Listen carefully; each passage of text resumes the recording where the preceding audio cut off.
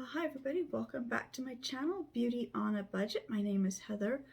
And so last video I was talking about how I've done my meal planning, how I simplified it, how instead of looking at saying, oh, I've got, like 90 meals to make in a month, how do I break each day down into the three main meals? So you got breakfast, lunch, dinner, how my family typically does breakfast, lunch, and then supper is the only meal of the day that I actually plan for. So that makes it, I only have to plan for 5 to 7 meals a week, just the way I've simplified it. And so the way I've done that has really streamlined the way that I do my grocery list. So I've got my basic grocery list here.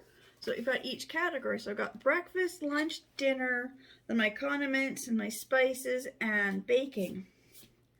So for breakfast, my family kids, we use cold cereal, oatmeal, toast, pancakes, waffles, eggs, bacon, sausage, frozen fruit, and canned fruit. For lunch, it's pizza pops, corn dogs, burritos, tuna sandwiches, meat and cheese sandwiches, canned soup, Kraft dinner, crackers, anything like that. Dinner is, I wrote down just pork, chicken, beef, because I just make, when I'm making my grocery list, just simplify. So if I just need beef, well then I go and see what cuts are on sale. Same with chicken, what cuts are on sale.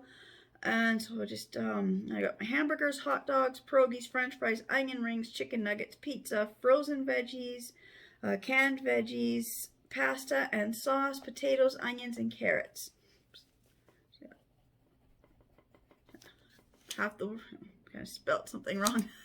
Okay, and then under condiments, that's where I've got ketchup, mustard, relish, barbecue sauce, plum sauce, sweet and sour sauce, syrups, jam, peanut butter, Nutella, and just regular butter.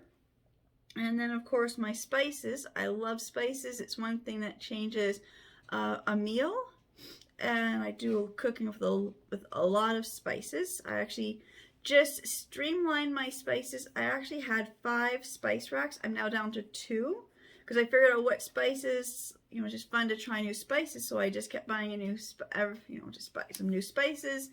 Bought a new spice rack and realized we didn't really use those blends. Like I bought a lot of like these Italian ones. There was a few other like very exotic kind of spices that you can buy already pre-made in a spice blend that I found. I already had all those spices and I didn't always like the way that they were spiced, so I could create my own spices. So I was just kind of streamlining my spices down. And then of course my baking stuff. So that's all my canned, because my pantry dry goods. So flour, sugar, baking powder, baking soda, and any of the other stuff that kind of goes along with just the general baking of things. So that's just how I streamlined my grocery list. Just anything to make my life a lot simpler, easier, streamlined. I'm one of those people who I write things down. I love to make lists of what I like to do. I have calendars. I use the calendars to keep myself organized. Like busy household. Me and my husband are both self-employed. I run a day home. We have 4 kids. We've got pets. There's lots of stuff happening. Every day is different. So having lists and everything, keeping track, and meal planning, just knowing how to meal plan really quickly and easily. I mean, you can get into larger meal planning, you can get into larger food planning prep work, which is what I'm trying to get back into. I kind of stopped doing this for a few years, but I really, since it's a new year, I just really want to get my house organized. I want to get back on track and simplify things around my home. So that is what I am doing. So this is my list. Next thing I'll do is I'll just go through this list and I'll go to the pantry. And I know we don't need any cereal. I know we don't need any oatmeal. So those I can cross off. We don't do a lot of, I find fresh fruit and fresh veggies actually seem to just sit on the counter or in the fridge and don't get used. I find the can and frozen actually works best. Well, especially frozen fruit. My kids can just take the frozen fruit and pour it into the blender and make themselves a smoothie. So then it's a little cheaper. Hey baby, yeah. My cat's just meowing at me. I guess it must be lunchtime now. So are just finding ways to just streamline this, and as we'll go, of course, with a budget, which is the other thing I wanted to do, is like to do just a basic budget. And again, to do the budget is the same thing. How do you streamline your budget, and how do you plan for things that could happen coming up, expenses? I'm always surprised when we hit December and I've got friends saying, oh, I can't believe Christmas is almost here, I'm not ready, I've got to get gifts for, like, 50 people. And it's like, see, I don't ever understood that. I know Christmas comes every year, so I buy throughout the year. My kids' birthdays come every year, so I buy stuff for them throughout the year. So I'm always have stuff. When you're budgeting, same thing. One really important thing with actually budgeting or setting a budget is you must know how much money you have coming in from all sources. I have a few friends who live paycheck to paycheck. They have no money, they're in debt, their credit cards are maxed out, but they don't know what they have coming in. And I said, well, look at your paycheck. When your paycheck comes in, look at that actual amount. That is what you have. Because they have these big salaries, they think they make like almost $100,000 a year. They've got all this money, but like I said, but you don't. I've got a few friends who are really trying to get themselves out of debt at the moment, and they're actually coming to me for advice because me and my husband, we live like debt free. One thing is you must know exactly how much money you have coming in, and you must know exactly how much money you have coming out. So you have to write down all your income from all sources. And I say, get your bills out, look at them. How much money are you being charged every month for your utilities? I know quite a few years ago now, I'm trying to remember how many years, I think it was like 14, 15, maybe even 16 years ago, I don't know. One of the utility companies came out with what they call an estimated bill. Well, every month I would get this estimated bill, and I would go right down to them and I would say, I'm refusing to pay the estimated bill. This estimated bill is over what I always pay. Like, these are my bills. This is how much I pay every month. I think it was like about $32 to $38 is what I paid for. I think it was the energy bill, the electricity bill. So I know I pay just under $40 a month. Every time I get these estimated bills, they're like $70. So I don't understand. So I'm not paying this $70 estimated bill. Like, it took several months of me going every month to going down saying, I'm not paying the estimated bill. I'll pay $40 because that is the max that my bill usually is, or I'll pay what I paid last month, because you can look at the rates and you can see how they play around with all the different ratings. Like, me and my husband were always surprised when we look and say, well, we used this much dollars worth of power, but our bill is like, like almost double what we've used. So just all their service fees that they can add. And then we find that some months we actually use more power or more water, but our power and water bill are still the same because we used more of the product, but they charge us less in other fees. So I said they must have like they kind of know what you usually use, and they kind of keep you within that amount.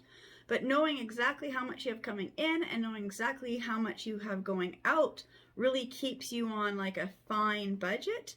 So he said you have to really, work out, exactly. Like, I don't know exactly what I have coming in because my day home, I have a lot of just drop-in casual kids.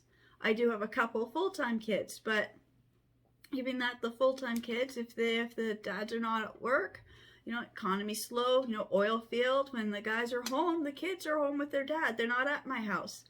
So, I've had to learn to figure that out. Before I did my day home, my only income was what I got from the government every month. So it was like a very, very limited amount of money. And I had to pay all my bills out of that very limited amount. Like, my own personal experience, I could say like 13 years ago, I was a single mom with 4 kids. I got the child tax was my main source of income, and it was just less than $1,000. I had to pay rent, groceries, bills out of that money, and it was very, very tough. And so just having to know exactly how much money you have coming in will help you determine how much money you have coming out. I just got to run and get the phone, and then I'll be right back. Okay, sorry about that. But no, I just said like 13, 14 years ago, when I was a single mom with the 4 kids, I had a very, very limited amount of money. If I said like I had less than $1,000 coming in, and out of that I had to really pay like, you know, rent, utilities, groceries. I didn't drive, so I had a bus pass. And so when you have work on such a very, very fine, limited amount of money, you know, you learn how to stay debt-free, and I kept myself debt-free.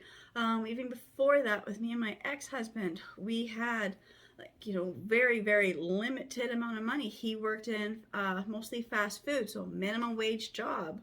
It's one reason why I just stayed home with the kids. So if I stayed home, then that just saved so much money. We didn't have to worry about transportation for me to get to work, transportation to get the kids to daycares. Didn't even have to pay daycare. So that was what we did. We kept ourselves, you know, debt-free. Now, my current husband, I guess, we've been together 13 years. Next month will be our 9th wedding anniversary, which is like really hard to believe that. When you say we've been together 13 years, that's hard to believe too. But it's just, you know, like he has more money coming in. When we kind of started, you know, going together, I kind of had some debt build up from just, you know, going through a divorce. I had a lawyer to pay off. I had student loan from when I was, you know, in my earlier 20s. I had my student loan I was still trying to pay off, and I was paying off the lawyer, and I had a few other debt that had occurred from the first marriage that we had to kind of get that all organized and straightened out. So me and my husband, we've, to this day, 13 years together, we've never merged our finances. Basically, you know, he's got his job, he has his business, he makes more money than I do. He's a saver, I'm a spender. I try hard to save money, but anytime I save money, something happens and I've got no savings. It's always the kids related, something, or the pet related, or recently it's been like car related, or my laptop. So, you know, I'm just having trouble seem like I have trouble saving, but I always have money for everything that I have to pay. So right now, me and my husband, our situation is, okay, he takes care of all the big stuff, I do the little things. So, you know, fortunate that he owned a home. We moved in to his older house. We renovated it. We sold it, made a good profit on it. We were able to upgrade to this house that we have. He had to put all his savings to help get to the next bigger house. With 4 kids, we wanted them each have their own bedroom. So we were looking for a house that would, you know, for a larger family. So we had to actually even go a little bit higher than what he was comfortable with spending. But you know, he said this was the right decision. So, you know, we came into this house. You know, no mortgage. You know, he did some other financial stuff he had. I'm not going to get into all his financial detail planning and stuff, whatever he did. But he took his savings and his stuff, and, you know, he had whatever. So, you know, he kind of wiped out some of his savings. But he said that's what it was for. It was for savings to help you do something for your future. Same with when I finally got my license and finally went to get a vehicle. I said, well, you know, 4 kids, I didn't want a minivan. I wanted something that was a little bit nicer. And I was looking at like the Dodge Journey is kind of what I was looking at. He said it had bad scores on certain things. He wanted me to have, like, you know, the best, highest rating vehicle. So he bought me an Infiniti. So I say for a couple years, again, we just had to, you know, he kind of lost some of his savings that he'd worked hard to get. But he said that was worth it. It's for the family. But, you know, he's just rebuilding up his savings. So that's what he does. So he pays all the major utilities. I pay for my cell phone and the kids' cell phones. He pays all the utilities in the house. Let's see how else for the insurance, the car insurance, we kind of split the car insurance. I pay majority of it. If I'm short, he'll pay whatever I don't have. The house insurance, he pays. Anything to do with my day home, I pay. Anything for his business, he pays. But the house bills are basically my husband pays with his money because he makes more. That just makes sense. Whoever has the more money coming in, because we've kept our finances so totally separate. I've already had the bad experience of having my finances tangled up. What happened was you know, I said, like, I had my bank account, so this is just out there to any women listening, and I've told this to my girls. I said, just because you've got a guy does not mean you have to let his name go onto your bank account. I opened my bank account when I was 15 years old. I had my credit card when I was 18 years old. Met this guy, you know, 21, 22. I put his name on my bank account. I put his name on my credit card. Guess what? The bank account, the way the bank worked, he went to his bank account. He became the primary card holder for the bank card, for the bank account and the credit card, and I became the secondary card holder. And I'm like, but that wasn't fair, because it was like all my savings and like my hard work to get myself well established. And, you know, like, it all went under his name, and I didn't know that till we were trying to get divorced. And I said, but it's my bank account. And they said, well, actually, when you sign these papers back whenever, when we got married, you know, I signed some papers and he signed papers, and just the bank's policy, the guy is always the #1 credit card holder. The guy is always the primary, you know, bank account holder. So, you know, I'm like, but it was all my stuff kind of just went to him. So all my good credit rating went to him, and I looked like I had no credit rating. So I had to, after my divorce, I had to go back, starting with a credit rating of less than 100. I know my credit rating was about 70 something. I've been, over the last, you know, 14 years, rebuilding that, reestablishing that. That was hard. I got some credit cards, you know, some store credit cards. I was really working hard, you know, buy something here, pay it off before the 30 days, just so you get that really good credit payment. It's really helped. My credit rating is well over 600, so it's taken me 14 years. I mean, I paid off my student loan. That took quite a few years to finish paying off my student loan, because it went into collections. It sat in collections. I ended up paying probably 3 times the amount of my original student loan just in collection fees, because I could not afford to pay it off when I was, you know, when I first got the student loan. But it's all paid off now, so I'm totally debt free. Whatever's owing currently on some of my little store credit cards, which I consider pretty much debt free. You know, like me and my husband, we have this house, no mortgage. We have the car, no car payments. But we had to, you know, for our savings and spending habits, it's, you know, he doesn't spend, he saves. Every penny he earned, he reinvests into his own business. That's how he does his stuff. Me, every time I get a little money, I go and I spend it on myself and the kids and the pets. And it's just, I'm just that type of person who just kind of easygoing, you know. I know I don't have to worry, but I said it's because I know I don't have to worry about saving money, because my husband is saving the money. And we're you know, talk about that. That's the other thing, as I say, with my ex-husband, we didn't discuss finances. We were in debt for quite a while, and we could not talk about it. Like budgeting, like, you know, paying off the bills, how much is in the account, how much do the bills really cost. We could not. We hit a point in our relationship where just saying, oh, we need to buy groceries, turn into an argument. So you have to look at different factors, and it's really hard. I'm crying because it's just really painful sometimes when you just talk about some of the stuff that happens in the past. But I'm hoping that, you know, through my experience and explaining it here, and I also have all my friends that I'm helping go through, you know, like debt consolidation. Like, here's something really scary. So if you're really like want to do like a debt consolidation, so you go to one of those debt consolidation places. Me and my ex-husband, we actually went to one time. We had all our stuff. We went in, and she said, I'm sorry, we can't help you. She's like, you know, because the first thing they say is, well, how much do you have coming in? How much do you have going out? Where can you cut back? And I mean, we don't do anything. We didn't eat out much. We didn't go to movies. We didn't spend at high-end stores. Like, I said, like, even now, like, most of my kids and myself and my husband, our clothes are secondhand. There's nothing wrong with that. You know, you go to the store, you look around. I've bought some stuff from, you know, like a good store in the mall. I'll bring it home, I'll wear it a couple times, it goes to the washer a couple times, and it's just ruined. It's just the stitching, it's just the quality is not there. Whereas something that if you buy secondhand, it's gone through the washer and the dryer. Obviously it's held up, so it's got some higher quality that way sometimes. Not all the time, but it seems to be that way. More with the little kids' clothing.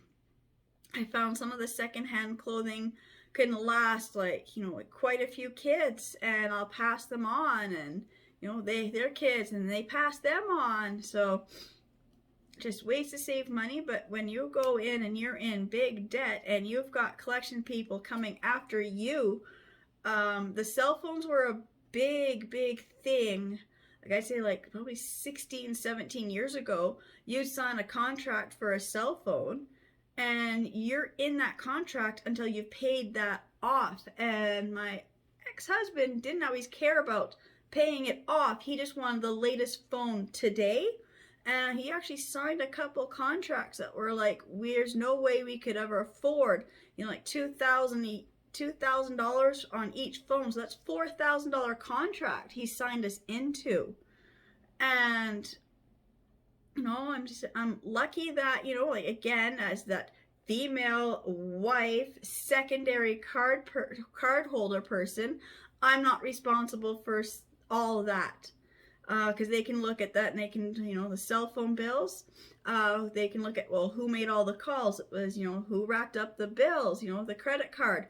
You and your husband could both have credit cards, but it's who's using the card, who's racked it all up, is who ends up being most responsible for it during a divorce. That's what I discovered. So the credit card, they could look and say, well, in the 2 years we had this one card, I've used it once. So obviously my one payment or my one-time use was not what racked it up to, over the limit. Same with the cell phone. I know we had a phone that was just, or a company that was just outrageously charging us for any time you go over your minutes. Like if you have like such as many minutes in a month and you go over that, and they're charging like over $2 per minute that you went over. And they could say, well, who is talking on the phone at certain times? And they'll go between the two cell numbers, and they could figure out who it was that made all those calls. Excuse me. Who made all those phone calls? Who's going over their minutes? Who's going over their data plan? It's quite easy to find. Just one second. Sorry, just very dry air. Okay. So yeah, so again, like trying to get out of debt. So this is what the steps we had to do. So we decided that, we went to the consolidation place that we were referred to. And we went in there and we talked to the lady, and we were there. It's like a half-an-hour appointment, and she went over, she's like, where all your income come from? And I knew every source of our income. Like I didn't know his exact figures because, like how much you work, week to week kind of varies. Like if you have like in a 2-week period, you have 4 days off, or do you get 7 days off? Just depends on how many days that you schedule to work.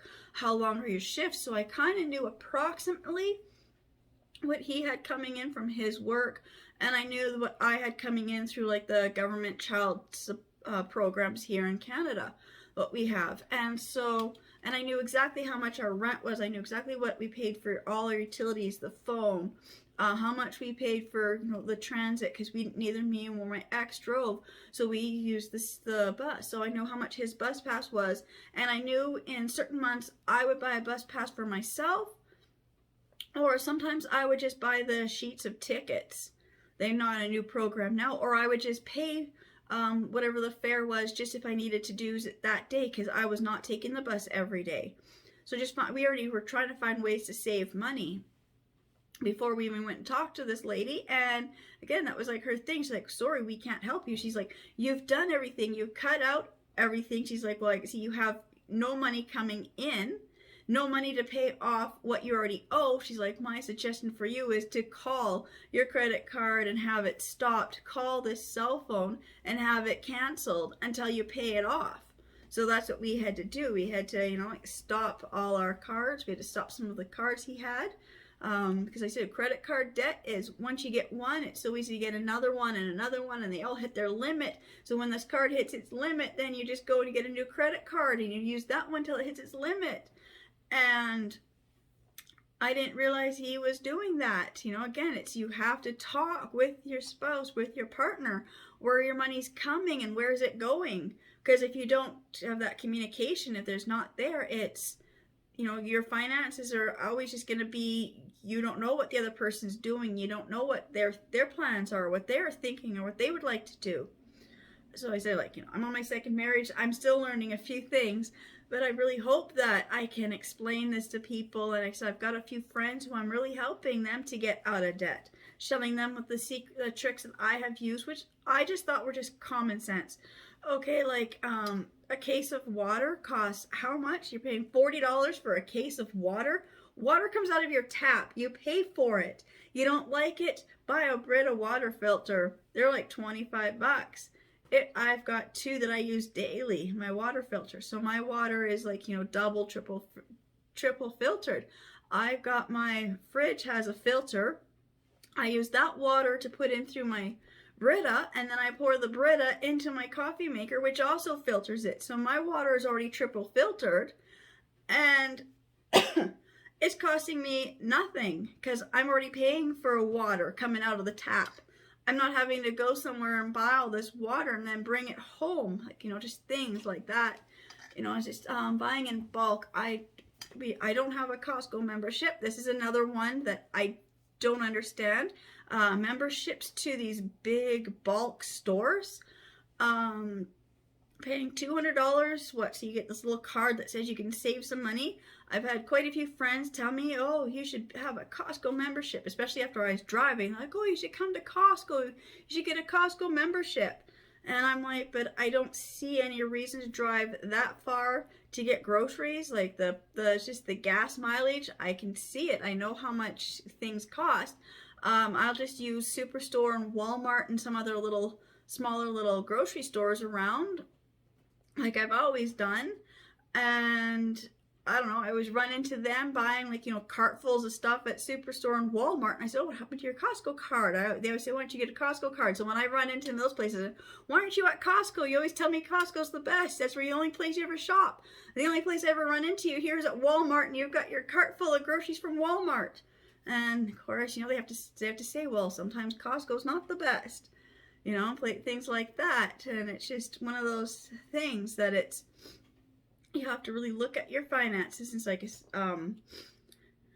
just planning, you know, like month to month planning is another very, very hard thing. I mean, like when I was first moved out on my own, I was 19, 20 years old. I had my house with the help of my mom. I'm not going to go into detail, but with the help of my mom, you know, she helped me and my sister, you know, buy our first houses. So here I am, 20 years old. I'm working McDonald's. I'm just going through college, and I own my own house. So I know exactly what I had coming in. I worked at McDonald's, you know, like about $6 an hour. My paychecks were just under $300 a paycheck. And I knew when I got paid, and I said, you know, like, I know the bills would come, you know, because my mom, I know different people, they wait for all their bills to come in and then they pay them all at once. I didn't do that. The bills would come in, and I knew exactly how much I had coming in. I knew exactly how much the bills, or approximately what the bills are going to cost. And as each bill arrived in my mailbox, I came right into the dining room, like right after work. I'd grab the mail, I'd come right into the kitchen or dining room table. I'd sit down, I'd have my checkbook. I would always sat on the dining room table. Now, I lived alone, so I didn't have to worry about that.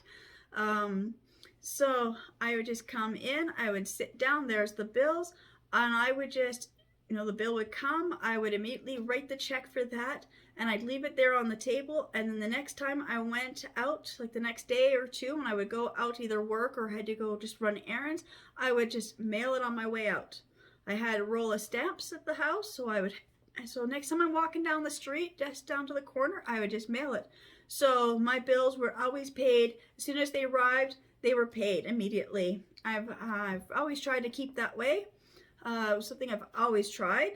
Or if you can't afford the full amount, because sometimes the bills would come and it would be, oh, I'm not quite paid yet. My paycheck comes like, my paycheck comes really soon, or I, just however the bills come and when your next paycheck is. And so it's like, do I save this bill until, well, when's my next pay period? Because sometimes we'll be like, oh, the bills just came today. Oh, I get paid later this week. Okay, well then I can just set this bill here and remind myself that it needs to be paid. So I put a little note on it and say, still has to be paid. Payday's on this day.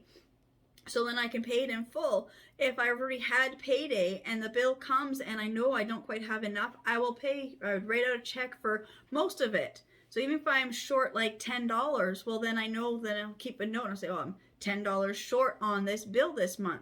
So I'll know that next month I'll have that extra 10. Or you just kind of figure out, well, or do I just wait and hold off until the next pay period, my next paycheck? Am I going to be within that thing where I'm going to get service fees? Now, late fees on a full amount or late fees on $10. Well, sometimes I'd rather have a late fee on the $10 rather than a late fee on the full amount.